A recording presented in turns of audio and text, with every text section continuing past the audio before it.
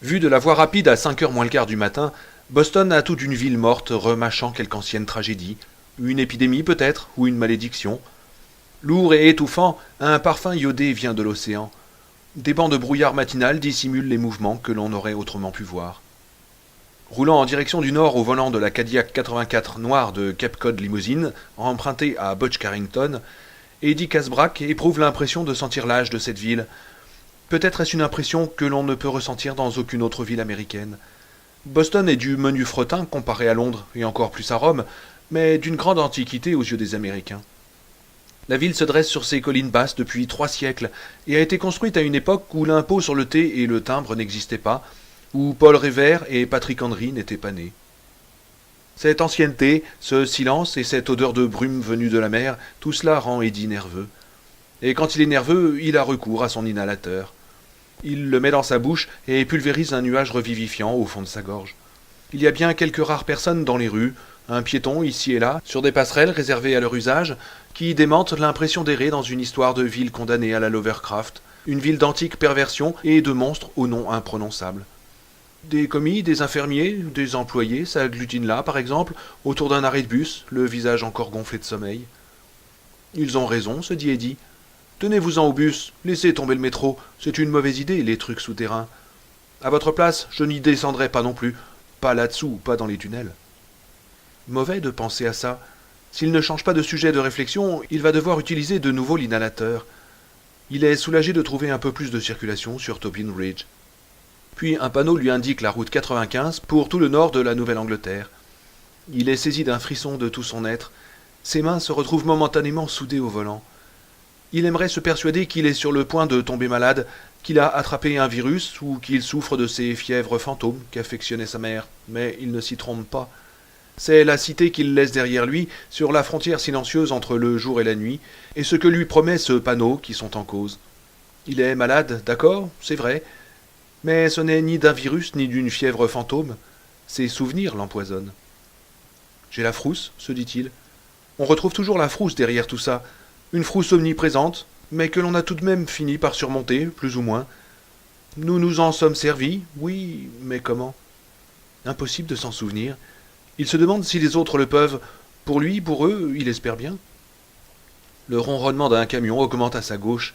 Les phares de la Cadillac sont toujours allumés et Eddie passe momentanément en code pendant que le véhicule le double. Le chauffeur le remercie de 2 appels. Il l'a fait sans y penser, automatiquement. Si tout pouvait être aussi simple que cela, pensa-t-il. Il suit les panneaux qui mènent à la 95. Le trafic en direction du nord est très fluide, alors que les voies en direction du sud, vers la ville, commencent à se remplir en dépit de l'heure matinale. Eddie manœuvre en souplesse la grande automobile, anticipant presque tous les changements de direction. Cela fait des années, littéralement, qu'il ne s'est pas trompé, manquant une sortie d'autoroute. Il choisit la bonne file avec le même automatisme qu'il est passé en code un peu plus tôt, avec le même automatisme qui lui faisait retrouver son chemin dans les friches de Derry. Le fait que ce soit la première fois qu'il circule dans Boston, l'une des villes américaines où il est le plus facile de s'égarer, ne semble pas l'émouvoir un instant. Il se souvient soudain de quelque chose d'autre de cet été, de Bill lui disant un jour « Ma parole est dit, tu as une boussole dans la tête ?» Comme ça lui avait fait plaisir, et ça lui fait encore plaisir, tandis qu'il engage la Cadillac sur l'autoroute. Il pousse la limousine jusqu'à quelques kilomètres à l'heure en dessous de la limitation de vitesse et trouve un programme musical paisible à la radio. Il se dit qu'il serait mort pour Bill à cette époque, s'il avait fallu. Si Bill le lui avait demandé, Eddie aurait simplement réagi en répondant « Bien sûr, Bill, tu peux me dire quand ?» Cette idée le fit rire. Un rire qui se réduit en fait à un petit reniflement, mais le son qu'il a produit déclenche un vrai rire cette fois.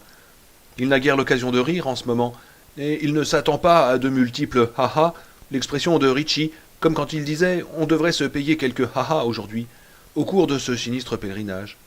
Mais songe-t-il, si Dieu peut être assez ignoble pour poursuivre de sa malédiction les fidèles en ce qu'ils ont de plus précieux dans l'existence, il est peut-être aussi assez tordu pour leur accorder un bon haha de temps en temps.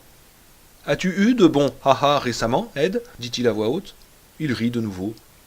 Bon Dieu, ce qu'il pouvait détester ça quand Ritchie l'appelait Ed.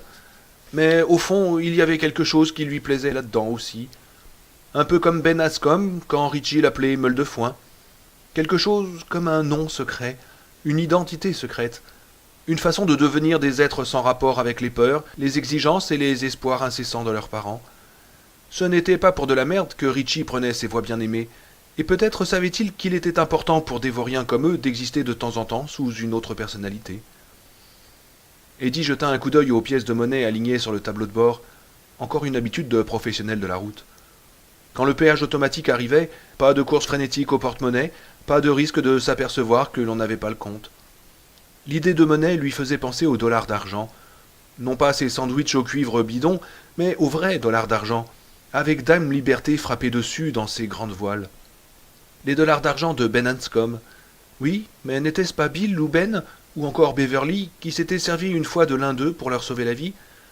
Il n'est pas tout à fait sûr de cela. En fait, il n'est sûr de rien. Ou bien est-ce qu'il refuse de se souvenir? Il faisait noir là-dedans, se dit-il soudain.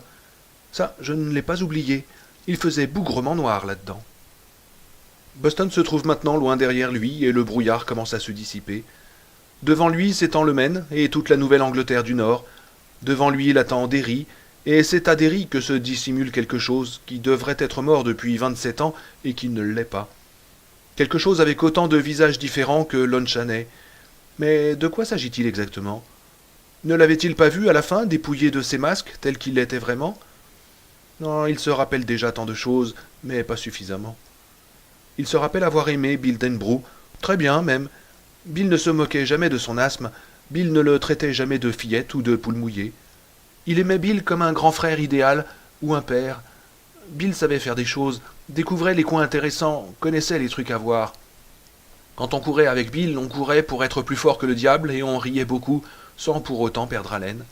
Et arrivé à ne presque pas perdre haleine, il n'y avait rien de meilleur dans l'existence, nom de Dieu. Eddie l'aurait juré à la face du monde. Quand on courait avec le grand Bill, on avait chaque jour sa ration de ha-ha. Sûr, les gars, tous les jours, fit-il en empruntant une voix à Richie Tosier, et il rit de nouveau. Le barrage avait été une idée de Bill, et d'une certaine manière, c'était le barrage qui avait soudé leur groupe. Ben Hanscom leur avait montré comment le construire, et ils y avaient tellement bien réussi que cela leur avait valu quelques ennuis avec M. Nell, le flic de service. Mais l'idée était de Bill. Et si tous, Richie excepté, avaient vu des choses étranges, effrayantes même, depuis le début de l'année à Derry, c'était Bill qui avait trouvé le premier le courage d'en parler à voix haute. Ce barrage, ce foutu barrage. Il se souvint de Victor Chris. « Salut les mômes, un vrai barrage de bébé, croyez-moi. Vous êtes bien mieux sans qu'avec. » Le lendemain, avec un large sourire, Ben Hanscom leur avait dit « Nous pourrions inonder toutes les friches si nous le voulions. » Bill et Eddie jetèrent un regard de doute à Ben, puis au matériel qu'il avait apporté avec lui. Quelques planches, piquées dans l'arrière-cour de M. McKibbon, ce qui n'était guère condamnable, lui-même les ayant probablement piquées ailleurs, et une masse et une pelle. « Je sais pas, dit Eddie avec un coup d'œil à Bill. Hier, ça n'a pas très bien marché, le courant emportait tout au fur et à mesure. »« Ça va marcher, dit Ben, regardant lui aussi Bill pour qu'il prenne la décision finale. « Y a qu'à essayer. J'ai appelé Richie Tosier ce matin. Il a dit qu'il viendrait plus tard. Il pourra peut-être nous aider. Stanley aussi. »« Stanley qui ?» demanda Ben. « Uris, répondit Eddie. Il observait toujours Bill d'un regard prudent, car il ne lui semblait pas le même ce matin. Il était plus calme, moins enthousiaste pour le projet de barrage. Bill était pâle et restait distant. « Stanley Uris ? Je ne crois pas le connaître. Est-ce qu'il va à l'école élémentaire ?»« Il est de notre âge, mais il vient juste de finir sa 8e, expliqua Eddie.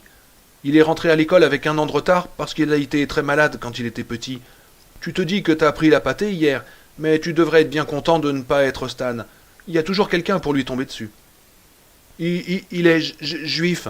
Des tas de gosses le détestent parce qu'il est juif. »« Ah bon ?» fit Ben impressionné. « Juif ?» Il se tut, puis reprit à mots prudents. « Est-ce que ce n'est pas un peu comme un Turc, ou comment déjà, un Égyptien ?»« Non, je crois que c'est plutôt comme un Turc, » répondit Bill, qui ramassa l'une des planches apportées par Ben et se mit à l'examiner.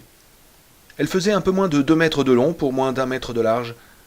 Mon père a dit que presque tous les juifs ont de gros nez et beaucoup d'argent.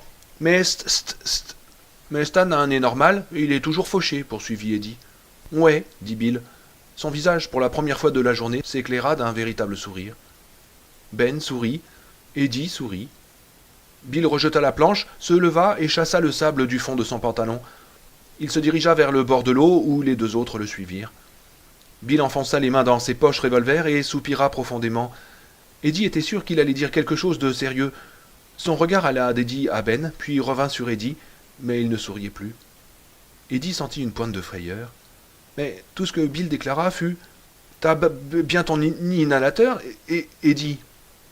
Ce dernier donna une tape dans sa poche. « Oui, chargé jusqu'à la gueule. »« Au fait, ça a marché avec le lait chocolaté ?» lui demanda Ben.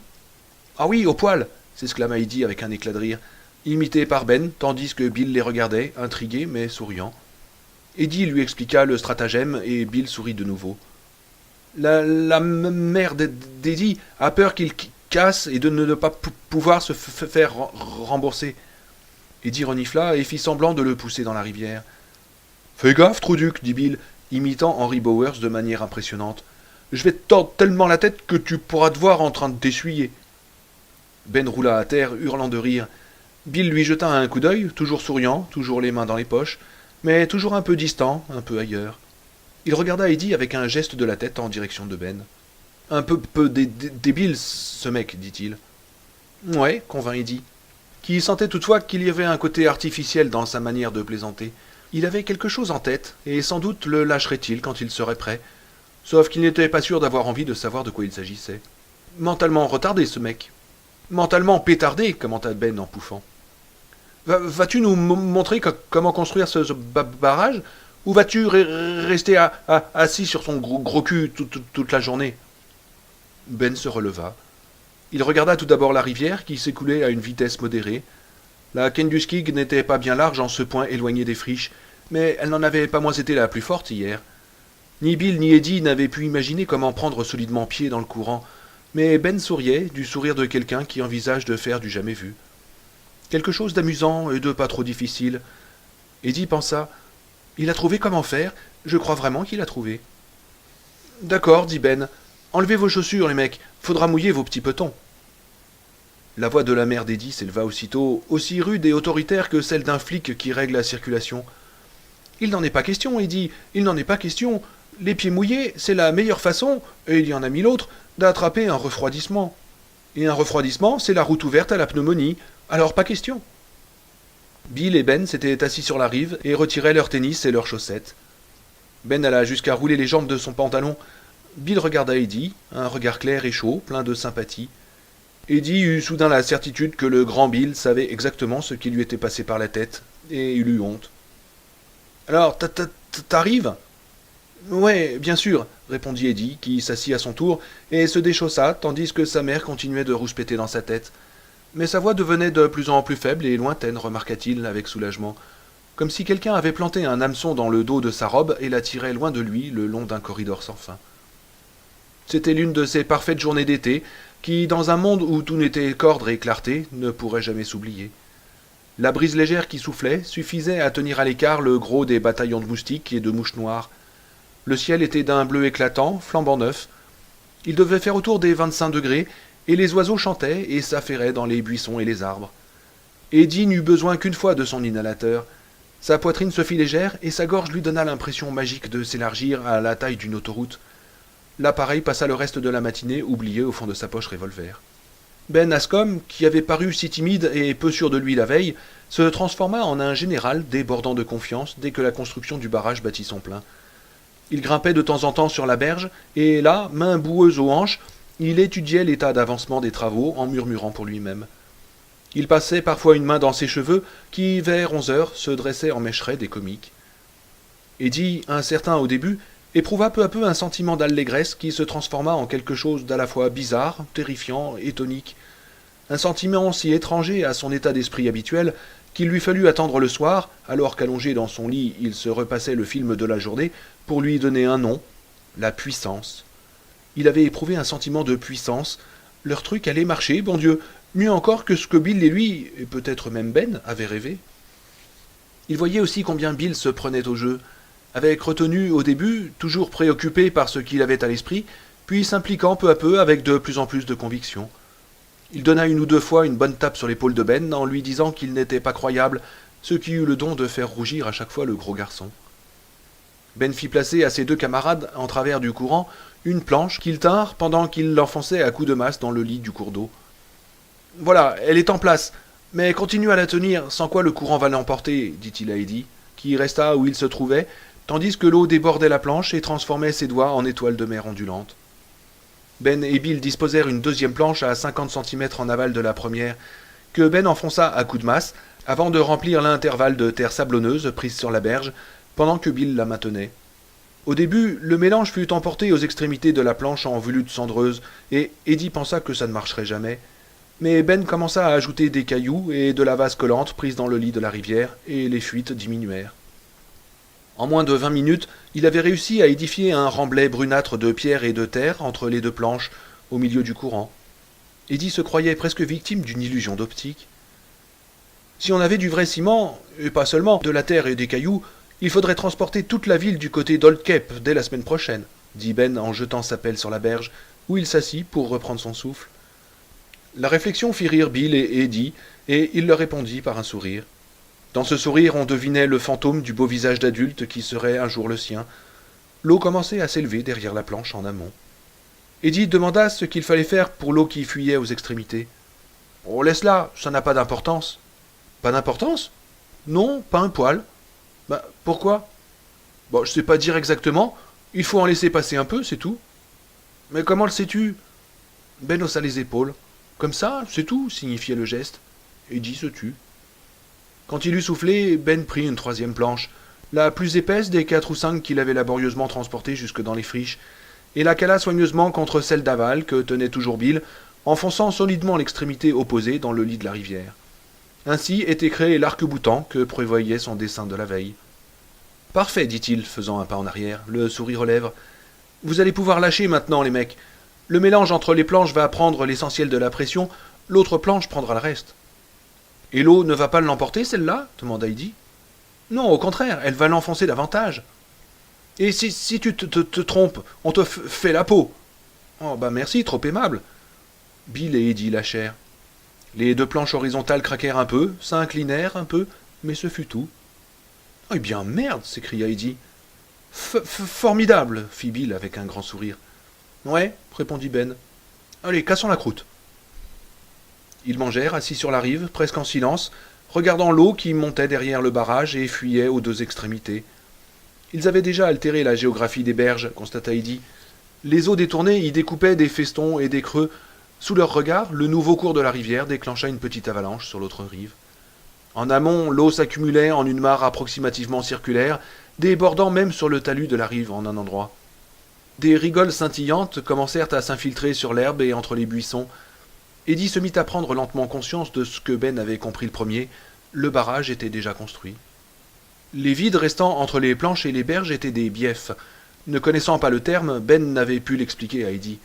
De l'autre côté des planches, la Kenduskig, gonflée, ne faisait plus entendre le babil de l'eau sur les rochers et les graviers. Tout ce qui se trouvait en amont était en dessous du niveau de l'eau maintenant. De temps en temps, de la terre et des mottes herbeuses, minées par le courant, tombaient avec des petits ploufs. En aval, en revanche, la rivière était presque à sec. De petits filets d'eau couraient impatiemment au milieu, mais c'était à peu près tout. Des pierres immergées depuis une éternité séchaient au soleil. Eddie les contemplait avec un certain émerveillement auquel se mêlait cet autre sentiment. C'était leur œuvre, c'était eux qui avaient construit le barrage. Il vit sauter une grenouille et se dit que la petite rainette devait se demander où était passée l'eau. L'idée le fit rire. Ben rangeait soigneusement ses emballages vides dans sa boîte à lunch. Les proportions du festin qu'il avait disposé avec une technique de professionnel avaient stupéfait Bill et Eddie. 2 sandwichs au beurre de cacahuète et à la gelée, un sandwich au saucisson cuit, un œuf dur accompagné de son sel dans un sachet de papier ciré, 2 rangées de figues sèches, 3 énormes gâteaux secs au chocolat et un rinding. « Qu'est-ce que ta mère a dit quand elle a vu dans quel état tu rentrais ?» lui demanda Eddie. « Ben se détacha de la contemplation de la mare qui s'agrandissait et rota délicatement derrière sa main. « Oh, eh bien, je savais qu'elle faisait ses courses, et je suis arrivé avant elle à la maison. J'ai pris un bain et je me suis lavé la tête. J'ai jeté mon jean et mon sweatshirt. Je ne sais pas si elle va s'en apercevoir. J'ai des tas de sweatshirts et de survêtements. Mais je crois que je vais devoir m'acheter moi-même un autre jean avant qu'elle se mette à farfouiller dans mes affaires. À l'idée de gaspiller son argent sur un achat aussi peu essentiel, Ben eut une fugitive expression de morosité. Et tes blessures demanda à son tour Bill. Je lui ai dit que j'étais tellement excité à cause des vacances que j'étais sorti en courant et que j'étais tombé dans l'escalier, répondit Ben, qui se trouva à la fois stupéfait et un peu vexé de voir que Bill et Eddie riaient. Bill, qui mâchait un morceau de gâteau au chocolat que lui avait fait sa mère, recracha un jet brun de miettes et fut pris d'une quinte de toux. Eddie, riant toujours aux larmes, lui donna des tapes dans le dos. Pourtant, j'ai bien failli tomber dans l'escalier, dit Ben, à cause de Victor Chris qui m'a poussé, pas parce que je courais. Je crèverais de chaud dans un sweatshirt comme ça, dit Bill en finissant son gâteau. Ben hésita. Pendant quelques instants, on aurait pu croire qu'il n'allait pas répondre. C'est mieux quand on est gros, dit-il finalement. Je veux dire, les sweatshirts. À cause de ton bide demanda Eddie. Bill renifla. Non, à cause de ses nénés. Ouais, de mes nénés. Et alors? Ouais, fit Bill d'un ton conciliant. Et alors? Il y eut un moment de silence gêné, puis Eddie lança soudain. Hé, regardez, l'eau est toute noire sur les côtés du barrage. Oh, crotte, fit Ben en bondissant sur ses pieds. Le courant est en train d'emporter la terre. Bon Dieu, si seulement j'avais du ciment. Les dégâts furent rapidement réparés, mais même Eddie comprit tout de suite ce qui se passerait s'il n'y avait pas quelqu'un en permanence pour pelleter de la terre. L'érosion ferait s'effondrer la planche amont contre la planche aval, après quoi tout s'écroulerait. On peut renforcer les côtés, remarqua Ben. Ça n'arrêtera pas l'érosion, mais ça la ralentira. Le sable et la boue risquent d'être tout de suite emportés, non demanda Eddie. On se servira de touffes d'herbe. Bill acquiesça, sourit et approuva du pouce levé. Ah, allons-y. Je creuserai, et tu nous diras où mettre les mottes, gros Ben.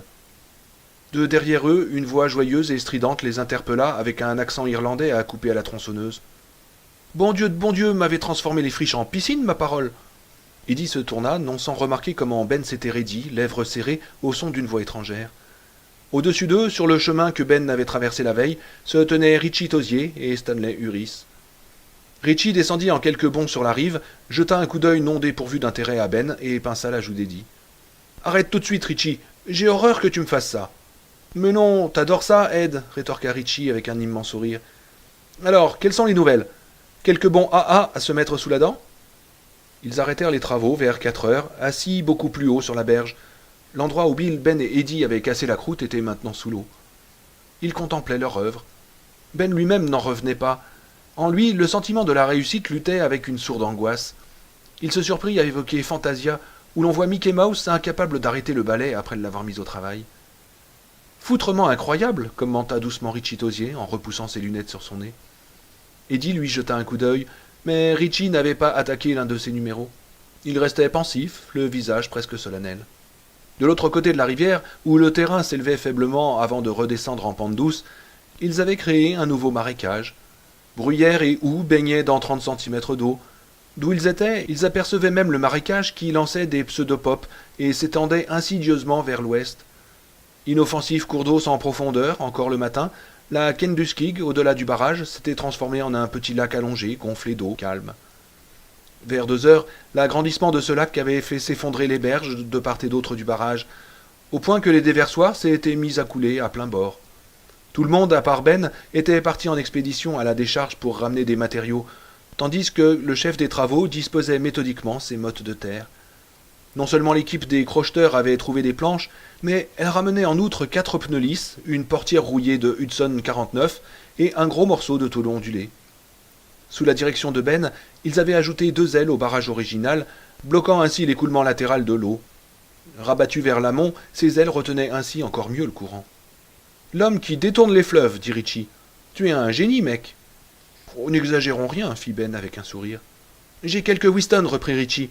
Guy en veut une. Il extirpa le paquet rouge et blanc, tout froissé, de la poche arrière de son pantalon, et le fit passer à la ronde. Eddie, effrayé à l'idée de son asthme, refusa. Stan refusa aussi. Bill en prit une, et Ben en fit autant après quelques instants de réflexion. Richie sortit une pochette d'allumettes publicitaires et alluma la cigarette de Ben, puis celle de Bill. Il était sur le point d'allumer la sienne lorsque Bill souffla l'allumette. « T'es vraiment trop bon, Denbrou, espèce de crétin !» Bill eut un sourire d'excuse. Ça porte malheur d'en allumer d'affilée. Et tu crois que ça n'a pas porté malheur à tes vieux le jour où t'es né rétorqua Richie en craquant une autre allumette. Il s'allongea et croisa les mains sous sa nuque. Il tenait la cigarette verticalement entre les dents. Une Winston, c'est vraiment bon, fit-il avant de tourner légèrement la tête avec un clignement d'œil à l'intention d'Eddie. Pas vrai, Ed? Eddie s'aperçut que Ben regardait Richie avec un mélange de stupéfaction émerveillée et de circonspection. Il pouvait le comprendre, lui-même connaissait Richie depuis 4 ans, et il restait pourtant un mystère pour lui. En classe, il décrochait régulièrement de bonnes notes pour son travail et des notes déplorables pour sa conduite. Celle-ci lui valait de solides corrections de son père et mettait sa mère dans tous ses états. Il promettait à chaque fois de bien se tenir, pour 25 ou 50 cents, mais le problème de Richie tenait à ce qu'il était incapable de rester tranquille plus d'une minute et incapable de se taire plus d'une seconde à la fois. Ici, au fin fond des friches, il ne courait pas grand risque, mais les friches n'étaient pas le pays merveilleux, et ils ne pouvaient être les enfants sauvages que pendant quelques heures par jour. L'idée d'un enfant sauvage avec un inhalateur dans la poche fit sourire Eddie. L'ennui avec les friches, c'est qu'il y avait toujours un moment où il fallait partir. Dans le reste du monde, les conneries de Richie ne cessaient de lui valoir toutes sortes de problèmes, avec les adultes, ce qui était malsain, et avec Henry Bowers, ce qui l'était davantage. Son arrivée théâtrale un peu plus tôt constituait un exemple parfait. Ben Ascombe n'avait même pas fini de lui dire « salut » qu'il se jetait à genoux à ses pieds et se lançait dans une série de salam-alek démesurés, bras tendus, frappant des mains la rive boueuse à chaque prosternation. Il s'était mis en même temps à prendre l'une de ses voix. Richie disposait d'un registre d'une douzaine de voix différentes. Son ambition, avait-il confié à Eddie, un jour de pluie où il lisait des albums de Little Lulu dans la petite pièce mansardée au-dessus du garage des casse-braques, était de devenir le plus grand ventriloque du monde. Encore mieux qu'Edgar Bergen, et on le verrait à la célèbre émission d'Ed Sullivan toutes les semaines. Si Eddie admirait tant d'ambition, il craignait qu'il ne connaisse des déboires. Tout d'abord, les différentes voix de Richie ressemblaient beaucoup à celles de Richie Tosier, ce qui ne l'empêchait pas d'être très drôle de temps en temps. Qu'il se réfère à ses jeux de mots ou aux paix sonores qu'il lâchait, Richie parlait toujours d'en sortir une bonne ou un bon. Et il en sortait fréquemment de l'une ou l'autre sorte, et en règle générale fort peu à propos. Ensuite, ses lèvres bougeaient quand il faisait le ventriloque, et pas seulement sur les labiales comme P ou B, mais sur tous les sons.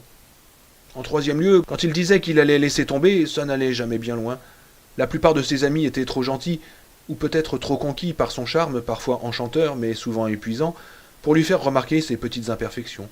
Pour accompagner ses grands salam-alek devant un Ben Ascombe bien gêné, Richie avait pris sa voix du nègre Jim.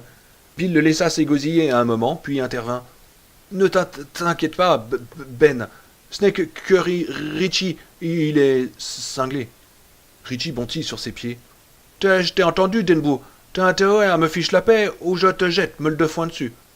Ce qu'il y avait de meilleur en toi a coulé le long de la jambe de ton père. » « Exact, mais ce qui reste est pourtant pas mal, hein? Comment ça va-t-il, meule de foin? Richie Tosier, c'est mon nom. Faire des voix, mon péché mignon. » Il tendit la main. Ne sachant que faire, Ben tendit la sienne. Richie se retira. Ben était au comble de la confusion, mais Richie eut finalement pitié de lui. « Moi, c'est Ben Ascombe, au cas où ça t'intéresserait. Moi, je t'ai vu à l'école. » Il eut un geste de la main vers la mare qui s'agrandissait. « Ton idée, sans doute. Ces crétins ne seraient même pas capables d'allumer un pétard avec un lance-flamme. »« Parle pour toi, Richie, intervint Eddie. »« Oh, tu veux dire que l'idée serait de toi, Ed? Seigneur, je suis désolé. » Il se laissa tomber au pied d'Eddie et reprit ses salam-alek de forcené. « Arrête ça, tu me balances de la boue, cria Eddie. Il bondit une fois de plus sur ses pieds et pinça la joue d'Eddie. « Qu'il est mignon, ce petit, s'exclama-t-il. « Arrête, j'ai horreur de ça. Laisse tomber, Ed. Qui a construit le barrage? C'est Ben qui nous a montré. Bon travail. » Richie se tourna vers Stanley Uris, qui attendait paisiblement derrière lui, main dans les poches, la fin du numéro. « Tu vois ici le mec Uris, reprit Richie à l'intention de Ben. Stan est juif. Il a aussi tué le Christ. C'est en tout cas ce que m'a raconté Victor Chris un jour. Depuis, je n'ai pas quitté Stan d'une semelle. Je me dis que s'il est si vieux que ça, il doit être en âge de nous payer une bière. Pas vrai, Stan? C'était pas moi, mais mon père, je crois bien, répondit Stan sans forcer la voix qu'il avait agréable. Tout le monde éclata de rire, Ben compris. Eddie, les larmes aux yeux, ne s'arrêta que lorsque sa respiration devint sifflante. Une bien bonne, s'écria Richie, se mettant à marcher à grands pas, bras levés comme un arbitre de football qui signalerait un point marqué. Stan, le mec qui en a sorti une bien bonne. Moment historique. Yahoo, yahoo. Salut, dit Stan à Ben. comme si Richie n'existait pas. Salut, répondit Ben. On était dans la même classe au cours élémentaire. Tu étais celui... Oui, qui ne disait jamais rien, compléta Stan avec un demi-sourire. Oui, exact, dit Ben. Stan ne dirait pas merde même s'il en avait la bouche pleine, intervint Richie. Ce qui lui arrive régulièrement. Yaou, yaou. Oh, la ferme un peu, Richie. Oh, d'accord. Mais auparavant, j'ai une désagréable nouvelle à vous annoncer. Je crois que votre barrage va être emporté. Une terrible inondation menace la vallée, camarades. Les femmes et les enfants d'abord. Et sans se soucier de relever son pantalon, ni même d'enlever ses tennis, Richie sauta dans l'eau et se mit à jeter de la terre sur l'aile la plus proche du barrage, là où le déversoir naturel entraînait de nouveau des filets boueux. Le bout du ruban adhésif qui maintenait la branche de ses lunettes, détachée, pendait sur sa joue et s'agitait pendant qu'il travaillait. Bill croisa le regard d'Eddie, sourit un peu et haussa les épaules. Du Richie tout craché, ça. Capable de vous faire tourner en bourrique, alors que l'on ne pouvait s'empêcher d'aimer l'avoir avec soi. Ils travaillèrent sur le barrage pendant les 2 heures suivantes. Richie obéit aux ordres de Ben, que ce renfort de 2 gosses intimidait un peu, avec une parfaite bonne volonté, les exécutant à un rythme effréné. À la fin de chaque mission, il venait au rapport, saluant comme un officier anglais et claquant les talons boueux de ses tennis l'une contre l'autre. À la moindre occasion, il se mettait à haranguer ses compagnons en adoptant l'une ou l'autre de ses voix. Le colonel allemand, Toodles, le maître d'hôtel britannique, le sénateur du Sud, le commentateur des actualités filmées. Le travail avança à grands pas. Un peu avant 5 heures, le barrage était terminé. Ils se trouvèrent tous assis sur la berge pour un repos bien mérité. La portière de voiture, le morceau de tôle ondulé et les vieux pneus avaient trouvé leur place, soutenus par une impressionnante levée de terre et de pierres. Bill, Ben et Richie fumaient. Stan était allongé sur le dos. On aurait pu croire qu'il contemplait simplement le ciel, mais Eddie, qui le connaissait bien, savait que Stan observait les arbres, sur l'autre rive de la rivière, à la recherche d'oiseaux dont il pourrait noter la présence dans son carnet ce soir. Eddie, lui-même, assis en tailleur, se sentait fatigué et un peu ramolli. Les autres lui donnaient le sentiment d'être le plus fantastique groupe de copains dont on put rêver. Ils se sentaient vraiment bien ensemble, comme si leurs angles coïncidaient. Il n'arrivait pas mieux à s'expliquer son impression, mais comme il ne ressentait aucun besoin réel d'éclaircissement, il se contenta de s'y abandonner. Il porta les yeux sur Ben, qui tenait maladroitement sa cigarette à demi consumée et crachait fréquemment, comme si son goût ne lui plaisait guère. Il l'éteignit et couvrit le long mégot de terre. Le regard de Ben croisa alors celui d'Eddie. Gêné, il détourna les yeux. C'est à ce moment-là qu'Eddie vit sur le visage de Bill une expression qu'il n'aima pas. Ce dernier avait les yeux perdus au loin, sur l'autre rive, l'air songeur et mélancolique, hanté presque. Comme s'il avait deviné ses pensées, Bill regarda Eddie qui lui sourit. Il ne répondit pas à son sourire. Il jeta alors sa cigarette et regarda les autres. Richie lui-même gardait le silence, perdu dans ses propres pensées, événement aussi fréquent qu'une éclipse de lune. Eddie savait que Bill attendait toujours un moment de calme parfait avant de dire quoi que ce soit d'important, tellement s'exprimer lui était difficile. Il aurait bien aimé avoir lui-même quelque chose à raconter, ou que Richie se mette à apprendre l'une de ses voix. Il eut soudain la certitude que lorsque Bill ouvrirait la bouche, ce serait pour dire quelque chose de terrible, quelque chose qui changerait tout. La main d'Eddie alla automatiquement chercher l'inhalateur au fond de sa poche et le tint prêt. Il avait agi inconsciemment. « Est-ce que je peux vous dire quelque chose, les mecs ?» demanda Bill. Tous les regards se tournèrent vers lui. « Sors-nous une blague, Richie, pensa Eddie. Sors-nous une blague, dis quelque chose, n'importe quoi, mets-le dans l'embarras, ça m'est égal, pourvu qu'il la ferme. Je ne veux pas savoir ce que c'est, je ne veux pas que les choses changent, je ne veux pas crever de frousse. » Dans son esprit, une voix crépusculaire croassa. « Je le ferai pour 10 cents. » Eddie frissonna et s'efforça de chasser cette voix et l'image qu'elle avait subitement évoquée. La maison de Neibolt Street, avec son jardin de devant envahi d'herbes et de tournesols géants s'inclinant dans le vent. « Bien sûr, grand Bill, dit Richie. De quoi il retourne ?» Bill ouvrit la bouche, anxiété accrue pour Eddie, la referma, soulagement, et la rouvrit, anxiété double. « Si vous riez, les mecs, jamais plus je ferai de trucs avec vous. C'est une histoire de fou, mais je vous jure que c'est vraiment à arriver. »« On ne rira pas, dit Ben, regardant à la ronde. N'est-ce pas ?» Stan secoua la tête, imité par Richie. Eddie aurait voulu dire « Mais si, Bill, nous allons nous marrer à en hurler. On dira que t'es vraiment stupide. Alors pourquoi ne pas plutôt la fermer tout de suite ?» Mais bien sûr, il en était incapable. Il s'agissait du grand Bill, après tout, et lui aussi, malheureux, secoua la tête. Non, il ne se moquerait pas de Bill. Jamais de la vie il avait eu aussi peu envie de rire. Tous assis en cet endroit, qui surplombait le barrage que Ben leur avait permis de construire, leurs yeux allant du visage de Bill à l'étang qui s'agrandissait, pour revenir sur Bill, ils écoutèrent en silence l'histoire de l'album de photographie du petit frère mort, du clin d'œil de l'image de George au sang qui avait ensuite coulé de la photo. Ce fut un récit long et laborieux. À la fin, Bill était tout rouge et en sueur. Jamais Eddie ne l'avait autant entendu bégayer. Quand il se tut, Bill les regarda tour à tour, une expression de défi mêlée de crainte sur le visage. Ben, Richie et Stan, s'aperçut Eddie, trahissaient un même sentiment de terreur et de solennité, sans la moindre trace d'incrédulité. Il se sentit poussé par un besoin presque irrépressible de bondir sur ses pieds et de crier « Quelle histoire idiote! Ne va pas me raconter que tu crois une histoire pareille. Et si toi tu y crois, tu ne vas tout de même pas t'imaginer que nous allons avaler ça. On ne cligne pas de l'œil sur les photos. Les albums ne peuvent pas saigner. T'es complètement siphonné, grand Bill. » Mais il en fut bien incapable, car il avait aussi sur le visage cette expression solennelle de peur. Il la sentait. « Reviens ici, petit, » murmura dans sa tête la voix éraillée. « Je vais te sucer pour rien. Reviens ici. »« Non, s'il te plaît, va-t'en. Je ne veux plus penser à ça, » gémit intérieurement Eddie. « Reviens, petit. » C'est alors qu'Eddie vit quelque chose d'autre. Pas sur le visage de Richie, il n'en était du moins pas sûr, mais sur ceux de Stan et de Ben. Il savait de quoi il s'agissait, car son visage arborait aussi cette expression. Tous avaient retrouvé une expérience personnelle dans le récit de Bill. « Je te sucerai pour rien. » La maison du 29, Neibolt Street, se trouvait juste à côté de la gare de triage de Derry. Elle était vieille et ravaudée de planches. Son porche s'enfonçait peu à peu dans le sol.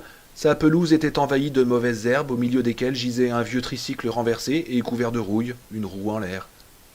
Mais sur le côté gauche du porche, à la hauteur d'une zone sans herbe, on apercevait les fenêtres sales qui donnaient sur la cave de la maison, au milieu des fondations de briques branlantes.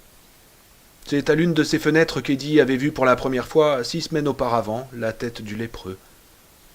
Le samedi, quand Eddie ne trouvait personne avec qui jouer, il lui arrivait souvent de se rendre à la gare de Derry, sans motif précis. L'endroit lui plaisait. Il partait à bicyclette par Witcham Street, prenait au nord-ouest par la route numéro 2. L'école religieuse de Neibolt Street s'élevait à l'angle de cette route et de Neibolt Street à environ 2 kilomètres de là. Ce bâtiment scolaire en bois, modeste mais pimpant, s'ornait de la devise « Laissez venir à moi les petits enfants », en lettres dorées de 60 cm de haut au-dessus de sa porte d'entrée. Parfois, le samedi, Eddie entendait de la musique et des chants en passant. Il s'agissait d'hymnes, mais le pianiste rappelait davantage Jerry Lee Lewis qu'un joueur d'harmonium. Les chants ne lui paraissaient pas tellement religieux non plus, même s'il était beaucoup question de l'ami que nous avons en Jésus. De l'avis d'Eddie, les chanteurs semblaient s'amuser un peu trop, mais chants sacrés ou non, leur musique plaisait à Eddie, lui rappelant parfois Jerry Lee dans Wool Lolita Sakin Going On, qui s'arrêtait parfois de l'autre côté de la rue, appuyait sa bicyclette contre un arbre et faisait semblant de lire alors qu'il n'avait l'oreille que pour la musique. Les samedis où l'école religieuse était fermée, il continuait jusqu'à la gare de Derry, jusqu'à l'endroit où finissait Neibolt Street, un ancien parking où l'herbe poussait dans les craquelures de l'asphalte. Il appuyait sa bicyclette à la palissade et regardait les mouvements des trains. Ils étaient nombreux ce jour-là.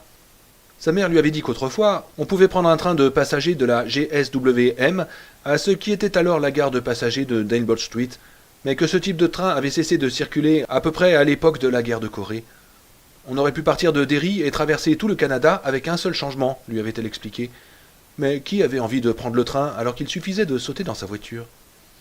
Cependant, les longs trains de marchandises passaient encore par Derry, chargés de pâte à papier et de pommes de terre pour le sud, de produits manufacturés en direction du nord, vers des villes comme Bangor, Millinocket ou Holton.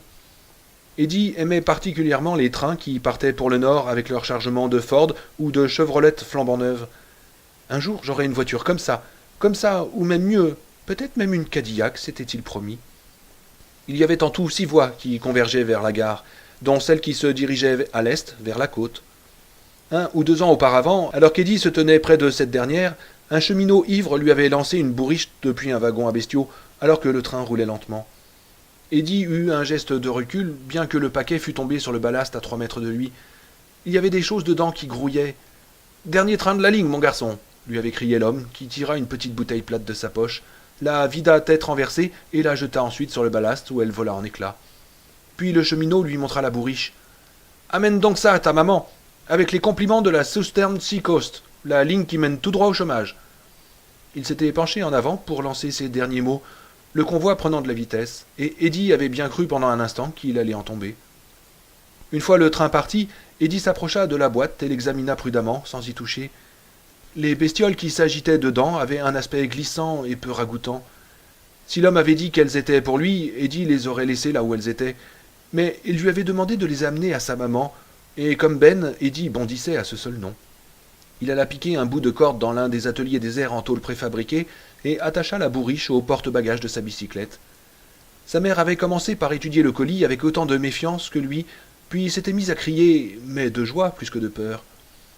La bourriche contenait 4 homards de plus d'1 kilo chacun, les pinces immobilisées. Elle les avait fait cuire pour le dîner et avait manifesté de la mauvaise humeur lorsque son fils avait refusé d'y goûter. « Qu'est-ce que tu crois que les Rockefeller sont en train de manger dans leur propriété de Bar Harbor ?» lui demanda-t-elle indignée. « Des sandwichs au beurre de cacahuète et à la gelée ?»« Non, du homard, exactement comme nous. »« Allez, vas-y, essaye au moins. » Mais Eddie ne voulut pas. C'était peut-être vrai ce que disait sa mère, mais lui avait le sentiment qu'il ne pouvait pas, avec le souvenir de cet horrible grouillement dans la bourriche. Elle n'arrêtait cependant pas de lui répéter à quel point il était délicieux, et ne cessa de l'importuner que lorsqu'il se mit à halter et dut avoir recours à son inhalateur. Eddie battit en retraite dans sa chambre et lut. Sa mère appela une vieille amie, Eleanor. Celle-ci ne tarda pas à arriver, et les 2 femmes se mirent à lire les ragots de vieux journaux de cinéma qui les faisaient pouffer de rire, tout en s'empiffrant de la salade de homard. Lorsque Eddie se leva, le lendemain, sa mère ronflait encore dans son lit en lâchant des pets fréquents, longs et langoureux comme un son de cornet. Mis à part des traces de mayonnaise, il ne restait plus rien dans le grand saladier. Ce fut en effet le dernier train de la Southern Sea Coast que vit Eddie. Quelque temps plus tard, il rencontra M. Braddock, le chef de gare, et lui demanda timidement ce qui s'était passé. « La compagnie a fait faillite, c'est tout. Si tu lisais les journaux, tu verrais que ça arrive partout en ce moment dans ce foutu pays. Tire-toi d'ici maintenant, c'est pas un endroit pour un môme. » Après cela, Eddie était allé parfois marcher le long de la voie de la Southern Sea Coast, se repassant dans la tête les noms magiques des stations desservies. Camden, Rockland, Bar Harbor, Wiscasset, Bath, Portland, Ogunquit, les Berwicks. Il suivait ainsi la ligne jusqu'à ce que la fatigue la gagne. Les herbes qui poussaient entre les traverses l'attristaient. Il avait aperçu une fois des mouettes, du genre bien grasses, qui fouillent les tas d'ordures et qui n'en ont rien à foutre de ne jamais avoir vu le grand large, virevolter en criant au-dessus de sa tête, et leur appel mélancolique l'avait même fait un peu pleurer.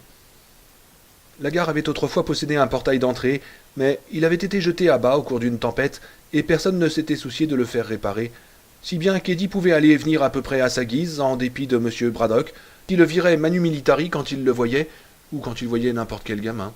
Il fallait aussi se méfier des conducteurs de camions qui poursuivaient les gosses, mais jamais très loin, car il les soupçonnait parfois à juste titre de chaparder dans leur chargement. Pour l'essentiel, c'était néanmoins un endroit tranquille. Il y avait une cabane de garde, mais elle était toujours vide et les carreaux cassés n'avaient jamais été remplacés. Le service de sécurité permanent n'existait plus depuis à peu près 1950. M. Braddock chassait les gosses à coups de pied le jour, et un veilleur de nuit passait 3 ou 4 fois par nuit dans une vieille Studebaker équipée d'un projecteur directionnel à la hauteur du déflecteur. Mais c'était tout. Il y avait parfois des clochards et des vagabonds, cependant. Leur présence était bien la seule chose que redoutait Eddie. Ces hommes aux joues non rasées, à la peau abîmée, aux mains couvertes d'ampoules, aux lèvres fendillées par le froid. Ils descendaient quelque temps avant de partir plus loin avec un autre train. Ils avaient parfois des doigts en moins, étaient en règle générale ivres et quémandaient toujours des cigarettes. Un jour, Eddie avait vu l'un de ces gaillards ramper d'en dessous du porche de la maison du 29 Talbot Street et lui offrir de lui tailler une pipe pour 25 cents. Eddie avait battu en retraite, la peau glacée, la bouche aussi sèche que de l'amadou. L'une des narines du clochard avait disparu et exhibait un conduit rouge et galeux. « J'ai pas 25 cents, avait répondu Eddie en reculant vers sa bicyclette. « Moi, je te le ferai pour 10 cents, croassa l'homme, se rapprochant de lui. Il portait de vieux pantalons de flanelle verdâtre, sur le devant duquel du pus jaune avait durci. Il ouvrit sa braguette et passa la main à l'intérieur. Il s'efforçait de sourire, son nez était une horreur sanguignolante. « Je n'ai pas 10 cents non plus, dit Eddie, qui pensa soudain. Oh mon Dieu, il a la lèpre. S'il me touche, je vais l'attraper moi aussi. Il perdit son sang-froid et courut. Il entendit le pas pesant du vagabond qui accélérait derrière lui. Ses chaussures, maintenues par des ficelles, produisaient des claquements mous dans l'herbe folle devant la petite maison vide. « Reviens, petit !» Je te sucerai pour rien. Allez, reviens ici. Eddie avait bondi sur sa bicyclette, la respiration sifflante, sentant sa gorge se refermer et se réduire à une tête d'épingle. Un poids écrasait sa poitrine. Il pesa tant qu'il put sur les pédales et il commençait à prendre de la vitesse lorsqu'une des mains du clochard s'empara du porte-bagages. La bicyclette oscilla. Eddie jeta un coup d'œil par-dessus son épaule et vit l'homme qui courait à la hauteur de la roue arrière. Il gagne du terrain. Ses lèvres étirées découvrant des chicots noircis dans une expression qui pouvait tout aussi bien être du désespoir que de la fureur. En dépit des pierres qui lui écrasaient la poitrine, Eddie n'en avait pas moins continué à pédaler de toutes ses forces, s'attendant à chaque instant à ce qu'une main couverte de gale se refermât sur son bras. Il se voyait déjà désarçonné et jeté dans un fossé, où l'homme lui ferait Dieu sait quoi. Il n'avait pas osé se retourner avant d'avoir atteint le carrefour de Nightball Street et de la route numéro 2. Le vagabond avait disparu. Eddie garda cette épouvantable histoire pour lui pendant presque une semaine et la confia finalement à Richie Tosier et Bill Denbrough un jour qu'ils lisaient des BD au-dessus du garage. Il n'avait pas la lèpre, idiot, se moqua Richie. Il avait la vérole. Eddie consulta Bill du regard pour savoir si Richie ne le faisait pas marcher. Jamais il n'avait entendu parler de cette maladie. Richie pouvait tout aussi bien l'avoir inventée. Ça existe vraiment, la vérole, Bill? Bill acquiesça gravement. Le vrai nom, c'est la syphilis. Vérole, c'est de l'argot. Mais c'est quoi? Une maladie qu'on attrape en baisant, dit Richie. Tu sais ce que c'est que baiser, hein, Eddie? Bien sûr, dit Eddie, espérant qu'il ne rougissait pas trop. Il savait qu'en devenant plus grand, quelque chose sortait du pénis quand il était dur. Pour le reste, Vincent Boogers Saliendo l'avait mis au courant un jour à l'école. D'après Boogers, quand on baisait, on frottait son zob contre le ventre d'une fille jusqu'à ce qu'il devienne dur. Le zob. Puis on continuait de frotter jusqu'à ce qu'on éprouve la sensation. Quand Eddie lui demanda ce qu'il voulait dire, Boogers s'était contenté de secouer la tête d'un air mystérieux. C'était indescriptible, avait-il précisé. On s'en rendait compte dès que ça arrivait.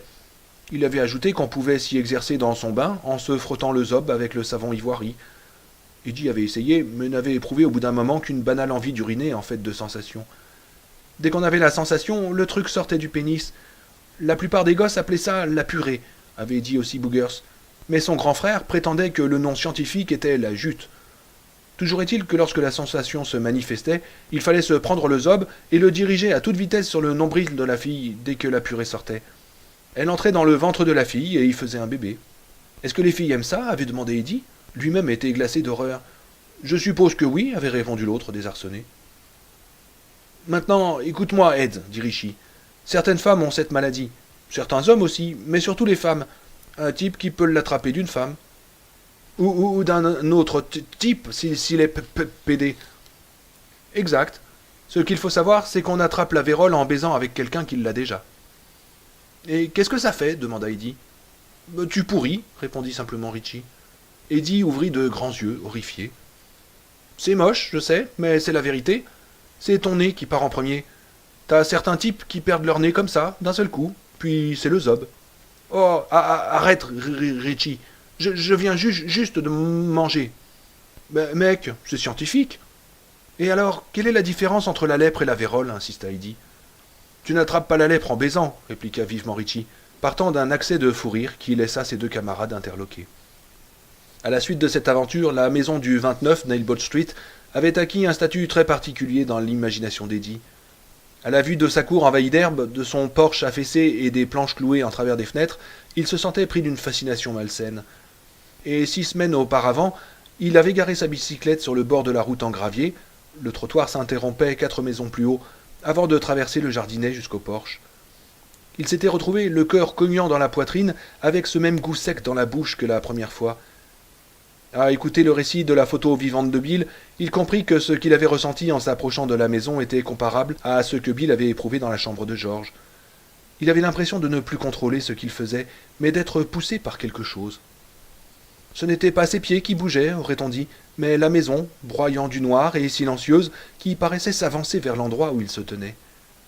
Il entendait, venant de la gare, le bruit atténué d'un diesel, ainsi que de temps en temps le claquement métallique et liquide à la fois des tampons. On enlevait des wagons, on en accrochait d'autres, on constituait un train. Sa main s'empara de l'inhalateur, mais curieusement, son asthme ne vint pas lui étreindre la gorge, comme le jour où il avait fui le clochard au nez pourri. Il n'avait conscience que du sentiment de son immobilité, tandis qu'il regardait la maison s'avancer sournoisement vers lui, comme si elle glissait sur une voie invisible. Eddie regarda sous le porche. Il n'y avait personne, ce qui n'avait rien d'étonnant. On était au printemps, et c'était plutôt de la fin septembre à la mi-novembre que les vagabonds passaient par Derry. Pendant cette période, ils arrivaient à trouver quelques journées de travail dans les fermes environnantes, s'ils étaient à peu près présentables. Il y avait la cueillette des pommes de terre et des pommes, les barrières à neige à retaper, les toits des granges et des hangars à rapiécer avant l'arrivée de décembre et de ses frimas. Aucun clochard sous le porche, mais de nombreuses traces de leur passage. Boîtes et canettes de bière vides, bouteilles d'alcool vides, une couverture raide de crasse allongée contre les fondations de briques comme un chien mort. Il y avait également des morceaux de papier journal chiffonnés et une vieille chaussure. Il régnait une lourde odeur de détritus.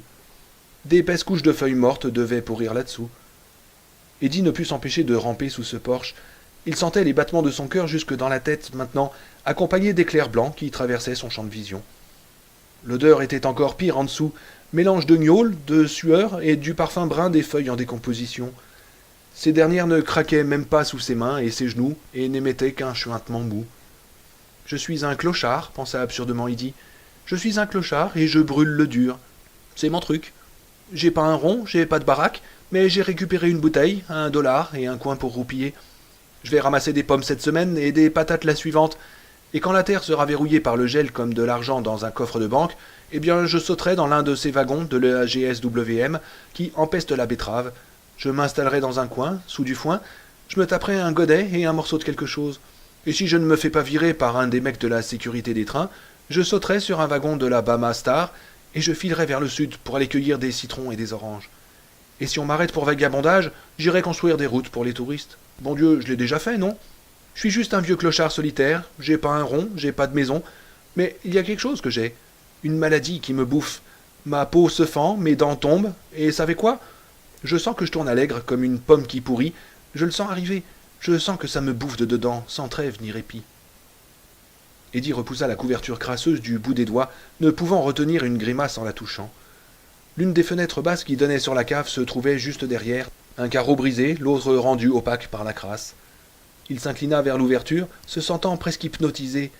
Il s'approcha des ténèbres de la cave, respirant cette odeur du temps, chose desséchée et moisissure, de plus en plus, et le lépreux l'aurait certainement attrapé si son asthme n'avait pas choisi cet instant précis pour déclencher une crise. Un poids terrible, indolore mais angoissant, écrasait ses poumons, tandis que sa respiration adoptait ce rythme sifflant familier qu'il avait en horreur. Il recula, et c'est alors qu'apparut le visage. Il se présenta de manière si soudaine, si inopinée, et cependant en même temps si prévisible, que le jeune garçon n'aurait pas pu crier, même s'il n'avait pas eu de crise d'asthme. Ses yeux s'agrandirent démesurément, sa bouche s'entr'ouvrit avec effort. Ce n'était pas le clochard au nez amputé, mais un être qui lui ressemblait, terriblement. Et cependant, cette chose ne pouvait être humaine, impossible d'être autant bouffé de partout et vivant en même temps. Entaillé, la peau de son front laissait voir l'os blanc, d'où s'épanchait une sorte de mucus jaunâtre, et qui donnait une impression de projecteur blafard. Le nez se réduisait à 2 arches de cartilage brut, enjambant 2 rigoles sanguignolentes. L'une des orbites abritait un œil bleu, à l'expression joyeuse, l'autre débordait d'une masse de tissu brun-noir. La lèvre inférieure pendait comme un morceau de foie. Le lépreux n'avait pas de lèvre supérieure et exhibait un ricanement permanent de dents proéminentes. Il lança une main par la vitre brisée, l'autre à travers le carreau intact, qu'il fit voler en éclats. Des mains avides de saisir et d'étreindre, couvertes de plaies et d'un grouillement de vermine. Avec des miaulements et des hoquets, Eddie recula à 4 pattes, sur le point de ne plus pouvoir respirer. Son cœur était un moteur emballé incontrôlable dans sa poitrine. Le lépreux paraissait habillé d'un étrange costume argenté en haillons. Des choses grouillaient entre ses mèches de cheveux bruns. « Que dirait-il d'une petite pipe, Eddie » grinça l'apparition, un sourire cauchemardesque à ce qui lui restait de bouche. Il chantonna « Bobby te fait ça pour 10 cents. Il te le fait quand tu veux, et c'est 15 cents pour le grand jeu. » Il cligna de son œil unique. « Je m'appelle Bob Gray, Eddie, et maintenant que nous avons été convenablement présentés... » L'une de ses mains vint s'abattre sur l'épaule d'Eddie, qui piola faiblement. « C'est très bien, » reprit le lépreux. Avec un sentiment irréel d'épouvante, Eddie se rendit compte qu'il allait sortir en rampant par la fenêtre. L'armure osseuse de son front pelé fit éclater le mince montant de bois qui séparait les 2 panneaux vitrés. Ses mains s'agrippaient à la terre et aux feuilles en décomposition. Ses épaules commencèrent à passer par l'ouverture sans que l'unique œil bleu, flamboyant, quittât un instant Eddie. « Voilà, Eddie, j'arrive. Tout va bien, coassa-t-il. Tu vas aimer ça, là, en bas, avec nous. Certains de tes amis s'y trouvent déjà. » Les mains crochues se tendirent de nouveau, et dans un coin de son esprit, en proie à la terreur panique, l'enfant eut soudain la froide certitude que si cette chose touchait sa peau nue, il se mettrait lui-même à se putréfier. Cette idée rompit la paralysie qui s'était emparée de lui. Il battit en retraite sur les mains et les genoux, se tourna et se précipita vers l'autre bout du porche. Des trois rayons de soleil poudreux tombant entre les fentes du plancher venaient zébrer de temps en temps sa figure. Des toiles d'araignée s'accrochèrent à ses cheveux. Il jeta un coup d'œil derrière lui et vit que le lépreux était à demi sorti de la cave. « Ça va te faire du mal de courir, Eddie !» lui lança le lépreux. Eddie avait atteint l'autre bout du porche, fermé par un léger treillis. Le soleil brillait au travers, imprimant des diamants de lumière sur ses joues et son front. Il baissa la tête et fonça sans la moindre hésitation, fracassant tout l'entrelac de baguettes dans un grand bruit de clous rouillés arrachés. De l'autre côté l'attendait une jungle de rosiers, à travers laquelle il se précipita en se remettant sur ses pieds, sans sentir les égratignures des épines sur les bras, les joues et le cou. Il put enfin se retourner et partir sur ses jambes flageolantes, tout en tirant l'inhalateur de sa poche. Il en prit une bouffée. Cela ne s'était pas produit, ce n'était pas possible. Il n'avait fait qu'imaginer le clochard dans sa tête, et il s'était simplement monté un spectacle, ou raconté une histoire, un film d'horreur, comme ceux des séances du samedi après-midi avec Frankenstein ou le loup-garou. C'était ça, bien sûr. Il s'était lui-même fichu la trouille. Quel crétin il était. Il eut même le temps d'un éclat de rire nerveux à l'idée de la vigueur insoupçonnée de son imagination, avant que les mains pourrissantes n'apparaissent d'en dessous le porche, s'accrochant aux rosiers avec une férocité brutale, tirant dessus et les dénudant, non sans y déposer des perles de sang. Eddie hurla. Le lépreux se dégageait en rampant.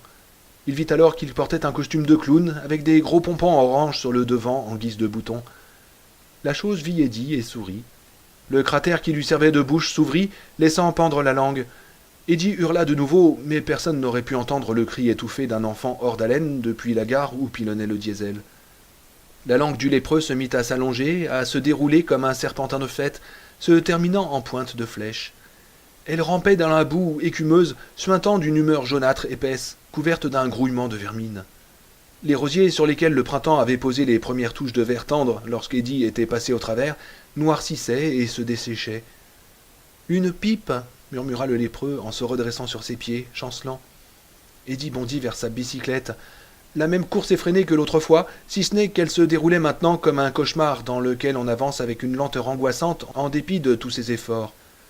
Et dans ces rêves, n'entend-on pas ou ne sent-on pas toujours quelque chose, un ça qui gagne du terrain? Est-ce que l'haleine pestilentielle de ça ne vous étouffe pas toujours, une haleine comme celle qui venait maintenant aux narines d'Eddie? Il crut un instant d'espoir insensé, qu'il s'agissait vraiment d'un cauchemar. Peut-être allait-il se réveiller dans son lit, en larmes, mais vivant, en sécurité surtout. Puis il repoussa cette idée au charme mortel, au réconfort fatal. Il n'essaya pas d'enfourcher immédiatement sa bicyclette, mais courut au contraire à côté, tête baissée, pesant sur le guidon. Il avait l'impression de se noyer, non pas dans de l'eau, mais dans sa propre poitrine. « Une petite pipe !» murmura de nouveau le lépreux. « Reviens quand tu veux, Eddie. Amène tes copains. » Il crut se sentir effleuré par les doigts putréfiés à la hauteur de la nuque, mais il ne s'agissait sans doute que d'une toile d'araignée accrochée sous le porche et qui lui pendait dans le cou. Sa peau se hérissa. Il bondit enfin sur sa bicyclette et se mit à pédaler comme un forcené, sans s'inquiéter de sa gorge réduite à un trou de tête d'épingle, sans en avoir rien à foutre de son asthme, sans se retourner. Il était presque arrivé chez lui lorsqu'il jeta pour la première fois un coup d'œil par-dessus son épaule, et bien entendu ne vit rien, sinon deux gosses qui se dirigeaient vers le parc pour y jouer au ballon. Cette nuit-là, raide comme un piquet dans son lit, sa main droite tenant fermement l'inhalateur, scrutant les ténèbres, il entendit le lépreux murmurer « Ça va te faire du mal de courir, Eddie ?» « Oh là là !» fit Richie d'un ton respectueux. C'était le premier commentaire depuis que Bill Denbrough avait terminé son récit. « Est-ce qu'il te reste des cigarettes, Richie ?» Richie lui donna la dernière qui lui restait du paquet qu'il avait subtilisé, déjà à moitié vide, dans un tiroir du bureau de son père. Il lui donna même du feu. « Ce n'était pas un rêve, Bill ?» demanda soudain Stan. « Absolument pas !» répondit Bill en secouant la tête. « C'était bien réel, » dit Eddie à voix basse. Bill lui jeta un regard aigu. « Quoi ?»« J'ai dit que c'était bien réel, reprit Eddie. le regardant presque comme s'il lui en voulait. Ça s'est vraiment passé, ça s'est produit. Et avant d'y songer, avant de savoir ce qu'il allait dire, il se retrouva en train de leur raconter l'histoire du lépreux sorti en rampant du sous-sol de la maison de Delbot Street. Au milieu de son récit, l'air se mit à lui manquer et il lui fallut se servir de son inhalateur. À la fin, il éclata en sanglots suraigus qui secouèrent son petit corps. Tous le regardaient, gênés, et Stan posa une main sur son épaule. Bill lui donna une accolade maladroite, tandis que les autres détournaient les yeux. Tout va bien. Et Eddie, tout va bien. Moi aussi je l'ai vu, dit soudain Ben Hanscom, d'un ton d'une voix rude où perçait une note de frayeur en dépit de sa retenue. Eddie releva la tête, le visage toujours inondé de larmes, les yeux rouges et tuméfiés. Comment? Je l'ai vu, le clown, reprit Ben. Sauf qu'il n'était pas comme tu l'as dit, en tout cas pas quand je l'ai rencontré. Il n'était pas du tout visqueux, tout sec au contraire. Il se tut et regarda ses mains posées sur ses cuisses éléphantesques. J'ai cru que c'était la momie. Comme dans les films? Demanda Heidi. Oui, mais pas exactement, répondit Ben lentement. Dans les films, elle a l'air bidon. Ça fait peur, mais on s'en rend bien compte que c'est truqué, hein? Les bandages sont trop impeccables, par exemple. Mais ce type, il avait l'air d'être une vraie momie. Je veux dire, comme si on en trouvait une au fond d'une pyramide. Sauf le costume. Quel costume? Argenté, avec de gros pompons orange sur le devant, fit Ben en regardant Eddie. Ce dernier en resta à bouche bée. Au bout d'un instant, il dit « Dis-le tout de suite si tu blagues. Il m'arrive encore de rêver à ce type sous le porche. » Non, ce n'est pas une blague, assura Ben, qui commença à raconter son histoire, lentement, en partant du moment où il s'était porté volontaire pour aider Mrs. Douglas à ranger ses livres, pour finir par les mauvais rêves que lui aussi faisait. Il parlait sans regarder les autres, comme s'il éprouvait une grande honte pour son comportement. Il ne releva pas une seule fois la tête pendant tout son récit. « Tu dois avoir rêvé, dit finalement Richie, qui, devant la grimace de Ben, reprit précipitamment. « Ça n'a rien de personnel, Ben. Tu dois bien te rendre compte que des ballons ne peuvent pas flotter comme ça contre le vent. »« Les photos ne clignent pas de l'œil non plus, objecta Ben. Troublé, Richie regarda tour à tour Ben et Bill. Accuser Ben de rêver tout éveillé était une chose, en accuser Bill en était une autre. Bill était leur chef, celui vers lequel ils se tournaient tous. Personne ne l'avait jamais dit, c'était inutile. Mais Bill était leur tête pensante, celui qui trouvait toujours quelque chose à faire un jour de pluie, celui qui se souvenait des jeux que les autres avaient oubliés. D'une certaine façon, bizarrement, ils sentaient qu'il y avait quelque chose d'adulte en Bill qui les rassurait. Son sens des responsabilités, peut-être, ou l'impression qu'il n'hésiterait pas à les prendre si cela devenait nécessaire. Et pour dire la vérité, Richie croyait l'histoire de Bill, aussi insensée qu'elle fût. Et peut-être n'avait-il aucune envie de croire à celle de Ben, voire à celle d'Eddie. « Il ne t'est jamais rien arrivé de semblable, hein » demanda Eddie à Richie. Ce dernier garda quelques instants de silence, commença à dire quelque chose, secoua la tête, et finit par lancer au bout d'un instant. « La chose la plus effrayante que j'ai jamais vue récemment, je vais vous dire ce que c'était. Mark Prenderlist en train de lansquiner dans le parc Macaron. Je n'ai rien vu d'aussi moche. »« Et toi, Stan » demanda Ben. « Non, » répondit Stan un peu trop vivement en regardant ailleurs. Son petit visage était tout pâle et il avait les lèvres blanches à force de les serrer. « Il y a quelque chose, Stan. »« Non, je vous l'ai dit, » fit Stan en bondissant sur ses pieds. Il se dirigea vers la rive, main dans les poches, et resta à regarder l'eau qui débordait du barrage original et continuait de monter derrière la deuxième tranche des travaux. « Allons, Stanley, voyons !» l'encouragea Richie en adoptant un fausset suraigu. C'était une autre de ses voix grand-mère Grunt. Quand il l'adoptait, il marchait à pas menus, à un poing dans le dos, et caquetait comme une poule effrayée. L'imitation était néanmoins bien loin d'être convaincante. « Assez de chichi, Stanley. Raconte à ta vieille mamie comment tu as vu le méchant clown, et je te donnerai un biscuit au chocolat. Tu n'as qu'à me dire. »« Oh, la ferme !» aboya brusquement Stan, fonçant sur Richie, qui, pris de court, fit 2 ou 3 pas en arrière. « La ferme !»« D'accord, Buana !» fit Richie en s'asseyant. Il observait Stan, incrédule. Ce dernier avait les joues écarlates, mais il paraissait plus effrayé que furieux. « Ça va, » intervint Eddie d'un ton calme. « Ne te formalise pas, Stan. »« Ce n'était pas un clown, » admit Stanley. Son regard sautait de l'un à l'autre, agité. Il paraissait lutter avec lui-même. « Tu peux pas parler, » dit Bill, lui aussi d'un ton calme. « Nous l'avons bien fait. » Non, ce n'était pas un clown. C'était... À cet instant précis, Le baryton sonore et raboté au whisky de Monsieur Nel l'interrompit, les faisant tous sursauter comme si on venait de leur tirer dessus. Jésus-Christ à la jambe de bois! Regardez-moi ce désastre! Jésus-Christ!